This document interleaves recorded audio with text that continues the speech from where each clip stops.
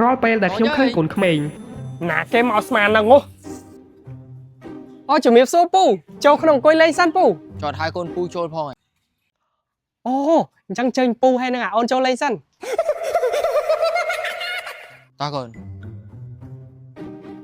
នេះពូអញ្ជើញញ៉ាំអាយកូឡាសិនណាញ៉ាំឲ្យធានាស្រស់ស្រាយសប្បាយគ្រប់ពេលហ្មង ចុះប៉ាម៉ាក់ក្មួយនៅណាក្មួយ បាទប៉ាម៉ាក់ក្មួយទៅមានការរវល់បន្តិចតិចទៀតគាត់ត្រឡប់មកវិញហី ជំរាបសួរបងហើយកូន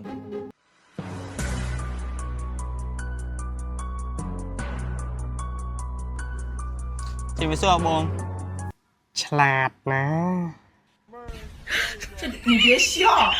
ណ៎មើលវាជួយដៃ ក្មួយដឹងតា ក្មួយឥឡូវមើលទៅដូចធំហ្នឹងណា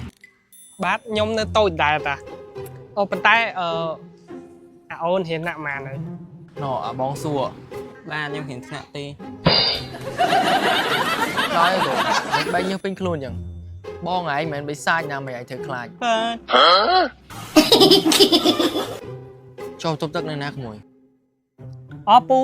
ដើរទៅស្ដាំឲ្យបត់ឆ្វេងទៅដល់ហើយពូ អញ្ចឹងពីរអ្នកនៅលេងមួយគ្នាណាពូទៅទប់ទឹក